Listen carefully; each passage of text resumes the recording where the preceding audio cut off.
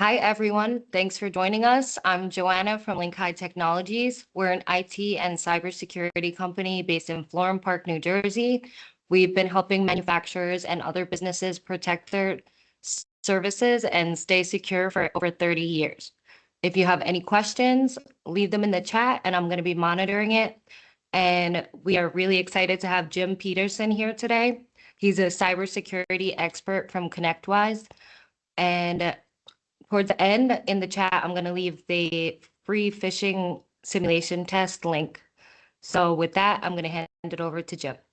Thanks, Joanne. I appreciate it. That was a great intro. It's always nice when someone says you're a cybersecurity expert. It makes you feel good for sure. So we're going to definitely dig into a lot of cybersecurity knowledge and readiness specific to manufacturers around compliance and other things they need to be concerned about.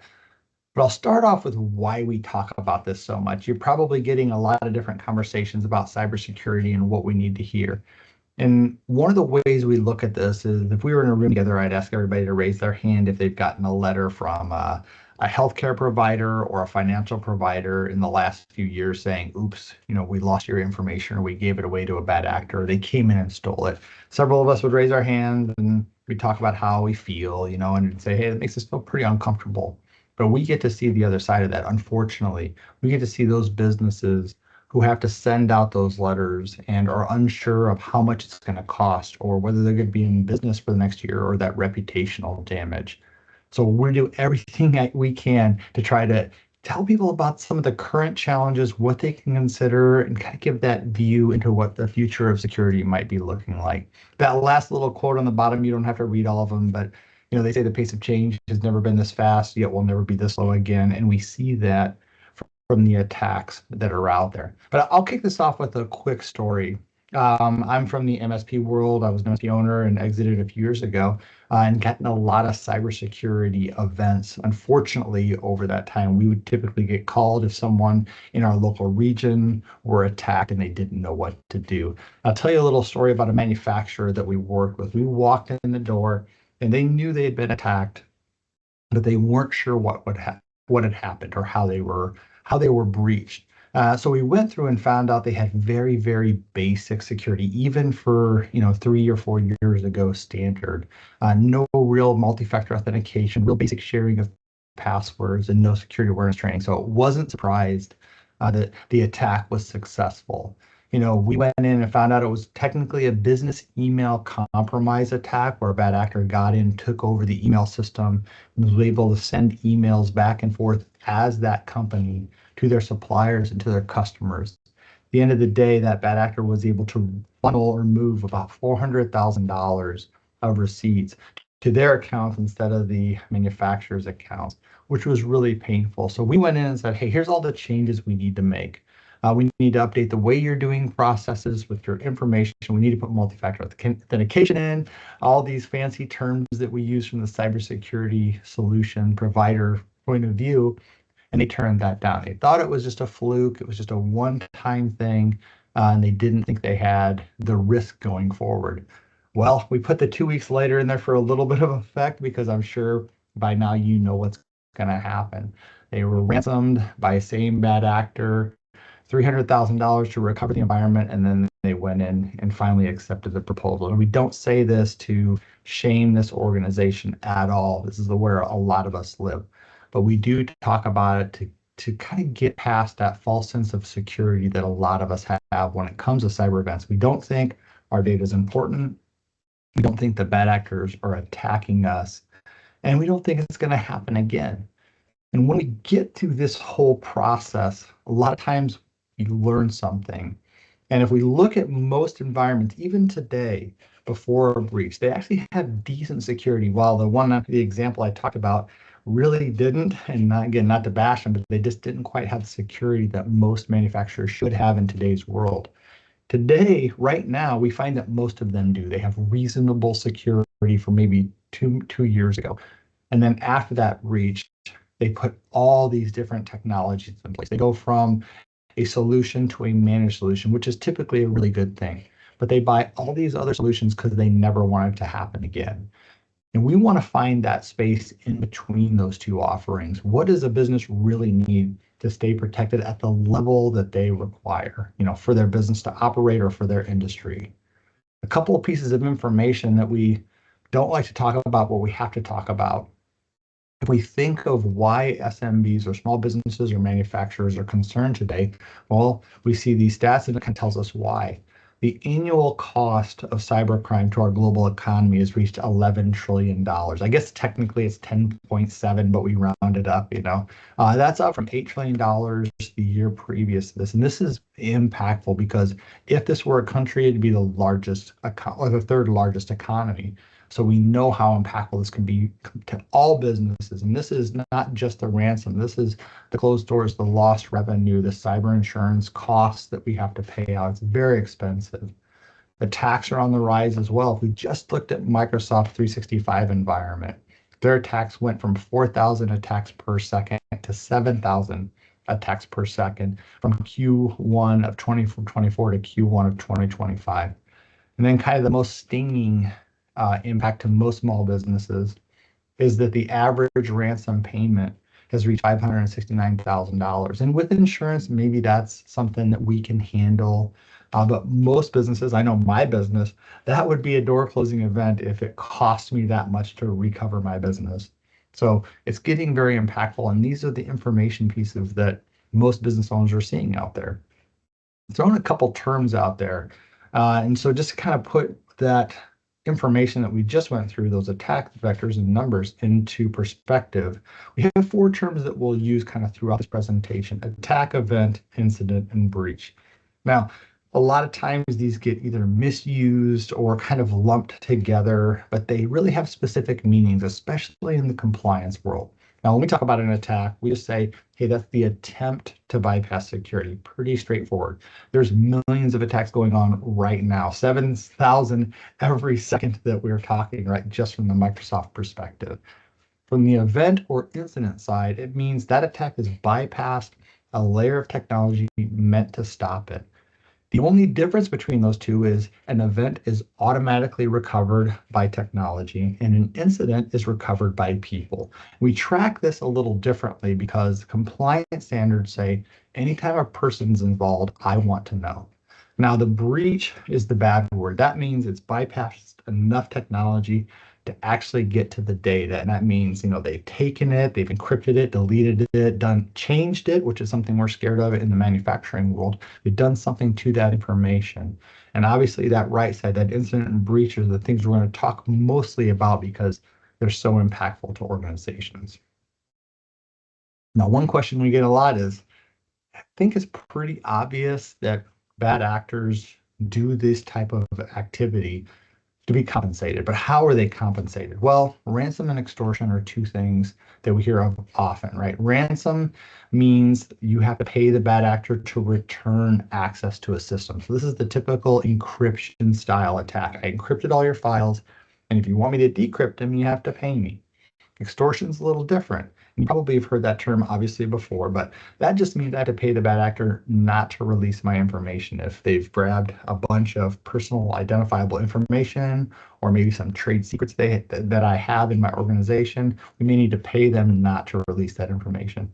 We have the impersonation style attacks. That's where I act as a trusted person to you, whether it's inside or outside the company, getting you to do something to send me money. And then the last one typically has very little to do with us. If they steal that real juicy good data, they can just sell that on the dark web directly to other bad actors and kind of keep us out of the picture altogether. Now, one thing to think about is, which one do they use? Well, at the end of the day, they're going to use the one that makes the most money. So it may be more valuable for me to ransom you, and if that fails, try to extort you, and if that fails, just go ahead and sell that data to other bad actors. But understand they're really smart and they're very effective as of $11 trillion, right, of pulling that money or extracting that money from organizations.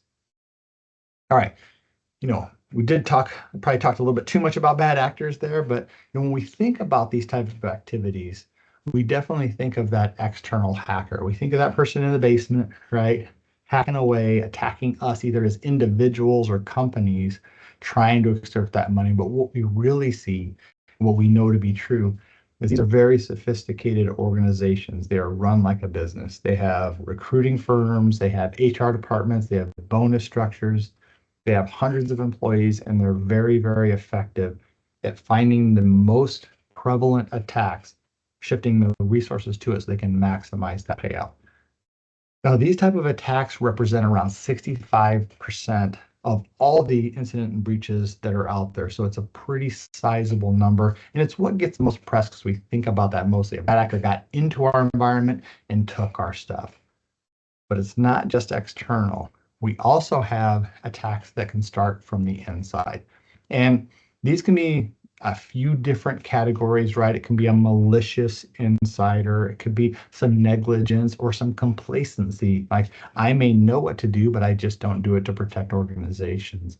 I know what to do, but I don't care about it. And so I just send information out. These are really challenging. They represent around 32% of incidents and breaches. It could be as simple as I sent the wrong financial report to the wrong company, or as bad as I'm accessing medical records on somebody that I should not be looking at to be able to leverage them or extort them for information. It kind of falls in that long list of potential incidents. But at the end of the day, these are really challenging because we don't normally watch for these type of attacks. Now, one of the questions we get often, and Joanne and Victor would probably follow up on this, is how does this happen so frequently? With 65% being outside and 32% being inside, with the majority of those being either negligent or complacent users, very little malicious. Well, we typically would say it all starts in email, or a big percentage of it starts in email. I think we're around 94% of attacks in today's world right now originate in our email systems. And we've done a good job over the years trying to educate on what attacks look like. If you look at this image on the screen, this is a email attack from many years ago. When anybody looks at this, they're going to know, oh, that's a bad email address. It's to your customer. It's got a funny looking link. And, it just looks with the poor grammar. We know this is a bad email. But in today's world, leveraging AI, I can take that same information and I can make it look much more sophisticated. I can match up email addresses with first names very easily. I can spin up new websites immediately that would bypass most detection systems because they're not known bad sites. And I can do this relatively easily in millions of them at a time with artificial intelligence and a lot of the robotic processing and automation solutions that are out there. Even down to that personal side. We're so used to business attacks, but obviously there's a lot on that personal side as well. And when we look at this example, to me, this is one of the better examples because Karen Lynch at the time was the CEO of CVS. I shop at CVS, and while I'm not Curtis, I could see getting this email and wondering, wow, I got to pick up prescriptions. Maybe I need to execute this training so I understand a little bit more. They find very good ways of getting into the system, getting you to trust them, and unfortunately getting you to click that link. So what do we do, right? Probably heard of the cybersecurity stack.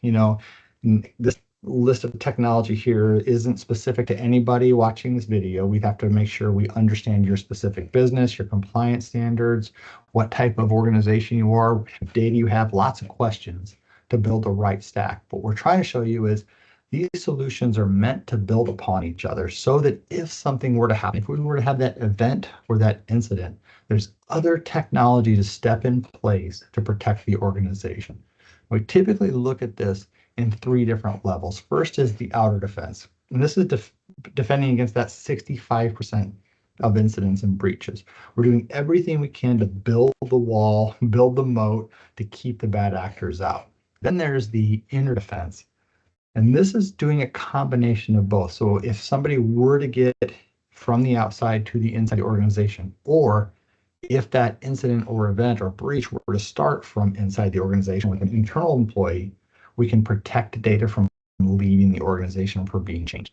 And last but not least is that ability to recover. While we can cross our fingers and always hope that protection is in place for that outer and inner defense, accidents happen, data gets deleted, and sometimes equipment fails, and we have to have that ability to recover no matter what, even if it's not a cybersecurity event. I'm thinking specifically about compliance and cybersecurity. it really does fall into the manufacturing environment, whether you're in the defense world supplying up the chain, or you're in a different industry, maybe the medical distribution or medical device manufacturing. A lot of these times we have to follow specific guidelines. And so when we think about manufacturing, it could fall into many different categories, right? Regulations, regulatory standards, industry specific standards, a lot of areas. Even the consideration of cybersecurity insurance. It's not a traditional compliance, but when we talk about why we do a lot of these cybersecurity solutions, yes, we want to protect your data. Yes, we want to keep you operational as much as possible, keep that uptime super high. We also want to manage your costs and your risk. And a lot of times, aligning with a compliance will help us do that and help save you quite a bit on your cybersecurity premiums. Now, if we think of the challenges with compliance, anytime we use that word, right, people are like, oh, that sounds like it's going to be a headache. And it can be, because we have really three areas where we can have challenges. Number one is just understanding that compliance, right? What do I need to do for my specific company? Then we have that alignment side, right? What do I need to change in my organization to become compliant? When CMMC came out, several years ago now at this point, we had a lot of work in most manufacturing facilities to become compliant, because we had been so far, I don't want to say behind, but behind the standards that CMMC put us to. So that alignment was really challenging. Understanding wasn't too bad, but that alignment was a lot of work. And then last but not least, and probably the most impactful, is how do we enforce those standards? So we understand where we need to be, we get there. How do we maintain that? Because it's kind of an evolutionary recurring cycle. Things change, we go from CMMC 1.0 to CMMC 2.0. I need to now understand that new compliance. I need to align to it. I need to make sure those standards stay in place so I protect my organization from, number one, fines, but also those cyber attacks that these protect against. We think of, many of us, many manufacturing organizations just work within the US, but even that's getting more complex, because oftentimes we would work with a distributor that works overseas or sends overseas or builds overseas, and we have all these different compliance regulations. So this is where that understanding can come into play quite a bit, because if we're shipping to Canada or holding information, if we're shipping even to California, or doing a specific division, as you well know, whether it's medical, financial, defense, national security, all these things are going to have different regulations. So it does make it more challenging to fill that understanding piece of things, which is where we started, right? So this is kind of the whole meat of this conversation, is understanding, how do we get into this compliance world? If we understand, hey, we are under attack, whether we want to believe it or not, we're in an area where it'd be great to have some guidelines on how we can protect our organization and stay compliant, and hopefully, again, lower those insurance premiums. We have two major control solutions that help us find out what to do. One is CIS, Center for Information Security, and the other is NIST. And I'm not going to go that acronym right now, but both of them help us define specific standards that we can put in place from a cybersecurity and data protection side to make sure we're as protected as we need to be in those organizations. Now, whether you call them safeguards or controls, these things are very specific. If we look at the examples on this list, they'll typically fall into one of 6 groups at this point. So we have identify, protect, detect, respond, recover, and now we have govern in there, right? So we have different areas, and our goal on that is to say, well, first things first, we need to identify what we have, and I'll move forward to the screen, then we'll move back. Identify what we have in our organization that needs to be protected. The protect side is all about deploying those technologies that actually safeguard the environment. Detect is going to give us the opportunity to identify when an issue comes up. Respond allows us to control that issue if it were to happen, meaning we isolate it or we eliminate it from the network. And then getting to that recover side, how do we get the operations of the company working again? NIST is great for this framework and helps us really move through the whole process. And I'll go back to these controls, because while this is a list of CIS specific controls, all of these are designed to say, here are the specific things we need to configure in your environment. at the level that you need to be to make sure that you are compliant and aligning with these standards. Minimal things like using DNS filtering or maintaining enforced network-based URL filters. I don't expect everybody on this call to understand what that means. That's why you partner with a managed service provider like LinkHigh. But at the end of the day, these are the things that are going to help keep the bad actors out and let us know if they ever get in or if it starts from within. Now, CIS is a little bit more specific. We said Center for Information Security. They have 18 controls, and then based on the level that you need to be at, you may have somewhere between 56 and 153 of those rules or safeguards to help keep you compliant. Most organizations are targeting that lower number, that 56, but when you start looking at the higher security organizations, they're likely what we call implementation group 2 or implementation group 3 for very large organizations. And all this really tells us is that the larger the organization, the more complex the organization, the more sensitive the data, the more things we need to have in place to try to protect those organizations.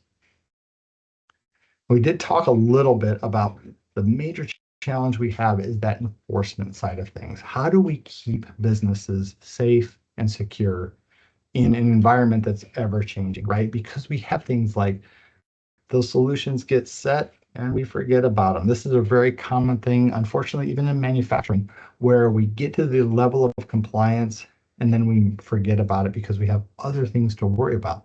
That continual improvement side.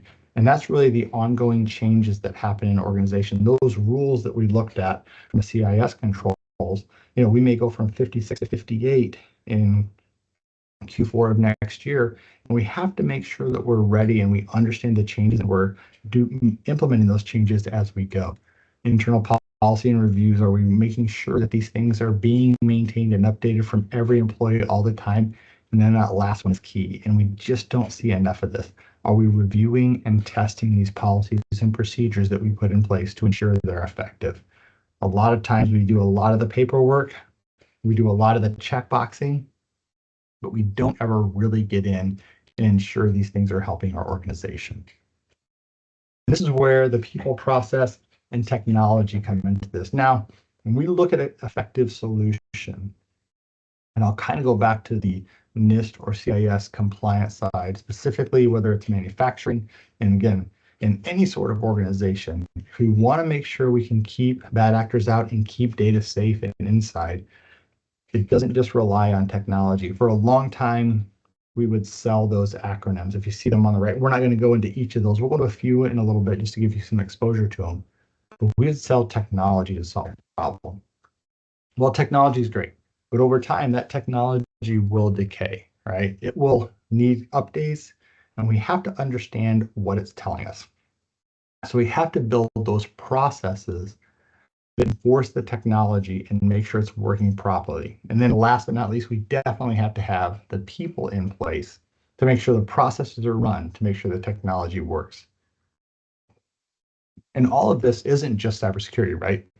When we look at the data protection side, how do we recover information when we need to recover information? How do we assess and find things on our network that are a vulnerability or an asset or shouldn't be there?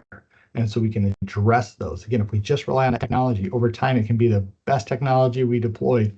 And then 2 months later, it needed an update and it's alerting us and we didn't realize what it's telling us. So we have an issue in our environment. Now, a couple pieces of technology we're going to go into, and we're not doing this to make sure that you buy this technology. We're just bringing some awareness to a few of the outside, inside, and ability to recover technologies that are out there. First is endpoint protection. Now, endpoint protection has been on a continual journey since its original deployment. And if we looked back several years at this point, we would have called this antivirus, right? If you remember back in the early 2000s, we would have viruses that go out. And the antivirus would be in place to turn them off, to disable them, or to delete them when they arrived. Well, these things were pretty obvious. And what would happen is I would create a virus. It would have a specific signature. It would be released and it would infect 2% of the computers out there. The antivirus companies would identify it, put a signature blocker in there, and deploy it to the rest of them so they could stop that virus from affecting anyone else. Well, The bad actors got wise to this. And they said, well, what I can do is I can just change that signature every single time that it launches so that it's always new. And the antivirus companies can't keep up with those changes. So we've had to change our technology and move to more of an endpoint detection and response, which is that middle box there. Now, this was a huge evolution in endpoint protection. When I say endpoint, I mean your workstations, your laptops, desktops, and then most servers. Something you would log into, right? So this is a real advancement because what endpoint detection and response did is it says, well, I'm going to stop those signatures that I know about, but I'm also going to stop activity that seems suspicious. So as an example, if a crypto locker virus were to launch on my computer right now, my endpoint detection and response would say that shouldn't happen. I'm going to stop that activity and I'm going to reverse it. And this is still kind of the main baseline of technology that we're using, but we're adding things to it as we go to add more protection. So in today's world, really managed detection and response is the primary solution that we want out there with a security operations center behind it. I think I'll go into that in a minute. We'll talk more about what a SOC is. But at the end of the day, this is the piece that we look at endpoint detection and response. That's the technology. Managed detection and response is the people, process, and technology all combined to give full visibility into what's going on. And then it also helps, making sure it's 24/7 visible and that somebody is responding all the time if there were an issue. As we look into the future, we see adding again more technology to this, more solutions, more people, and more process to continue the protection. Many bad actors will attack that endpoint detection or managed detection trying to disable it. So other technologies like SIM, which I'll talk about in a second, secure information and event management, can be added for additional alerting outside of the endpoint to say, hey, this is something we need to address and deal with right away to get remediation because we think there's an issue going on. But we expect this to continue, and the term endpoint protection to continue for a long time. As long as we have endpoints, we're going to need to protect them. So we will have more changes to this in the future, but right now, managed detection and response is where it's at. A couple other important technologies that a lot of times we feel are everywhere, but sometimes we're wrong, are security awareness training and multi-factor authentication. Now, you probably heard of both of these. Security awareness training kind of refers back to that first email that we looked at. We saw all of those obvious reasons that email was a bad email or a dangerous email. It does the education, help us understand the risks that are happening today. And we'll test on it. We'll send out a fake bad email to see if people do click the link or misread the information or don't pay attention so that we can make sure that training is always in line with what our business needs. Next is that multi-factor authentication. Now, this is a critical piece to any organization. Username and password only authentication just isn't secure enough. Bad actors are very, very good at capturing that information on the internet or from other means to try and know your password right. So what multi-factor does is that I'm going to take that username and password authentication, but I'm going to challenge you. I'm going to make you put in a code or click a link or allow the connection from maybe a mobile device to really gain access to that solution. Now, this is so important that the majority of online applications now are requiring this as a minimum standard. Microsoft is almost there, if not 100% there, forcing multi-factor authentication because when business email compromise occurs, 95+% of the time, multi-factor authentication is not enabled, which really calls the challenge. Now that SIM and SOC conversation, we talked a little bit about these two when we're talking about endpoint protection. But what is this really doing? So we saw it on the workstation side. Well, what security, information, and event management with a security operations center, that's the people and process. What it does is that, well, you have all these devices across your environment, and some of these may be on premise, some of these may be in the cloud, some of these may be mobile with you. But it says, I'm going to take all of those devices and all of the alerts and all the logs and send them to one central location. This does a couple of things. Number one, if we were to have an event or an incident or a breach, it can give us the forensic evidence to tell us exactly what happened. Because if I'm a bad actor and I breach your network, I'm likely going to delete every log and alert that I can. So you're not 100% sure what I did. It allows me to extort typically more money and maybe even ransom more money if I find better data. It also says if I have an issue coming on my workstation and this SaaS app and my local server, I may need to correlate those together to escalate that a little faster to find out if we have three mediums that tied together. Maybe we should make that a high or a critical so we can get eyes on it quickly and destroy or delete that attack. Now, how this looks like in the real world. If we had a small business with 25 users, a couple of servers, maybe a few sites, and a few SaaS applications. By the way, in today's world, most businesses have around 30 to 40 SaaS applications, so two is a little misleading, but it's a start, right? Even in this smaller, older environment, we're going to have around 430 events per second. So that's a lot. Impossible for a person to manage, super effective for artificial intelligence or a system to manage. So all of those logs are going to be pushed to the SIEM all the time. And let's say in this example, a user logs into Microsoft 365 from LA. Totally normal. It's going to just log that event and say, good luck, have some fun doing work. At the same time, the same user information was used to log in to Microsoft 365 from the UK. It's going to notice that and say, well, hold on a minute. This shouldn't be happening. There's no way somebody was in LA logging in and then also in the UK logging in. So it's going to alert the Security Operations Center and say impossible travel has just been identified. Change the password, disable that account, notify the user and team. This is the kind of action we want because we think about the time that a bad actor is in the environment. The longer they're in there, the more impact they make, the more money they make, the more destruction they cause. If we can limit that time, the more we can do that, the better off we'll be for every organization. When we're thinking about data, one of the things specific to manufacturing environments that we want to be aware of is the CIA, the triad, right? And it's not the normal CIA that most people talk about. It's confidentiality, integrity, and availability. When you're talking to an IT service provider or your internal IT team, most of the time we're talking about confidentiality, and that would be securing the information, making it so only people authorized to see it can see it, and availability. How do we make sure that data is available all the time?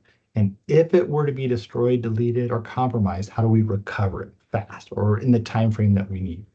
These get the majority of our conversations. We rarely talk about that integrity. And when we're talking to service-based organizations, we'll often say, if I made your company 10% more profitable through your financial application or 10% less profitable, would that change your decision-making? And most of them would say yes. For a manufacturing environment, if I really wanted to affect you, if I could get in your environment and change your specs, change your designs in the middle of production, how does that affect your quality? How does that affect your reputation or organization? These are the future attacks that we're worried about. We want to make sure that when data, specific data is changed, that we're alerted and aware of that. Because it's not a confidentiality at that point, not an availability problem at that point. It's that integrity issue. So it's something we have to start thinking about specific to manufacturing organizations. Now, one way to make sure that data is protected, if we think about that availability side, is to follow the golden rule. Now, 3-2-1, 3 copies of your data on 2 different medias, with 1 being offsite, plus proper security and configuration, has been the gold standard for a long time.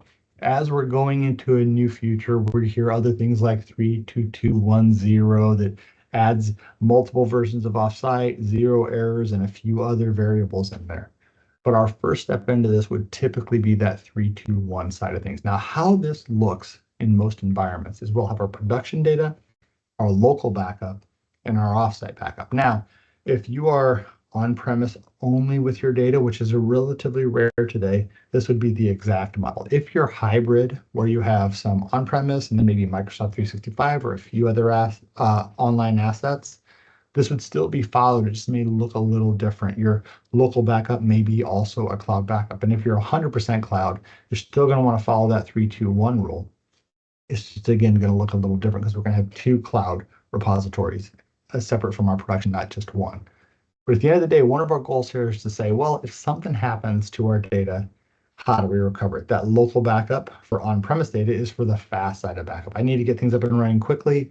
Downloading it from the internet is going to take a little time. But I have to make sure if my location, if my building, if my equipment were to fail, that I have something far away that I can recover from. So we get that geographic distance. We also want to make sure we capture data no matter where it lives, whether it's on-premise, on our mobile devices, or in the cloud, that I'm pulling it into my control so that I can always recover business data at any time, and that it's distributed throughout all of our protection mechanisms.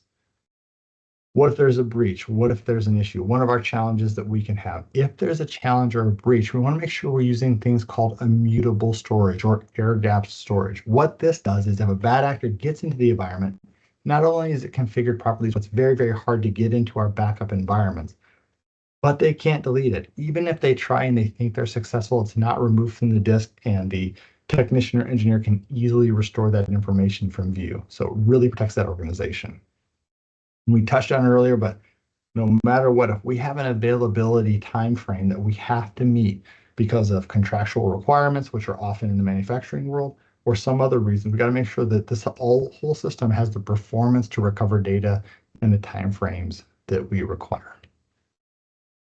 So kind of wrapping up here, what are some conversations that manufacturing, service-based, that pretty much any company should be having with IT? If you have an internal IT team, these are great questions to ask. If not, you can definitely work with a managed service provider like Link. They can definitely help you with these conversations. But one is incident response planning. Now, if you have a cyber insurance company that you leverage, a lot of times it's built into that solution, but it's building those first few steps, understanding if we were to have an issue, if I were to think that somebody is in my organization, what are the first steps that I take?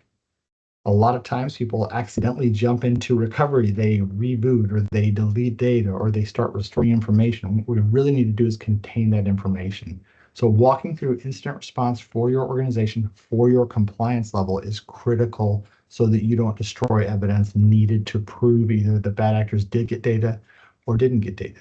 Cybersecurity and data protection, right? These are always changing. How do we protect those outside and inside threats? How do we make sure we're always able to recover no matter where that data lives? A lot of organizations are buying new SaaS applications or new online applications all the time. When we don't talk to our IT providers about that, they won't know how to protect that information if they're required to. A lot of these other ones are just great business automation.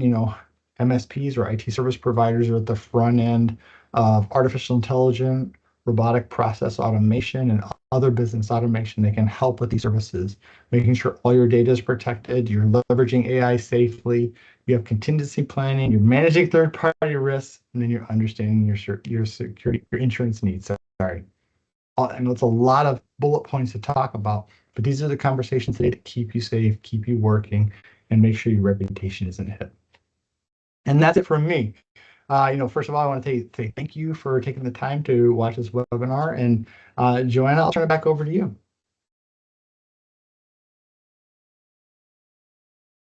Hi, Jim. Thank you. That was very informative.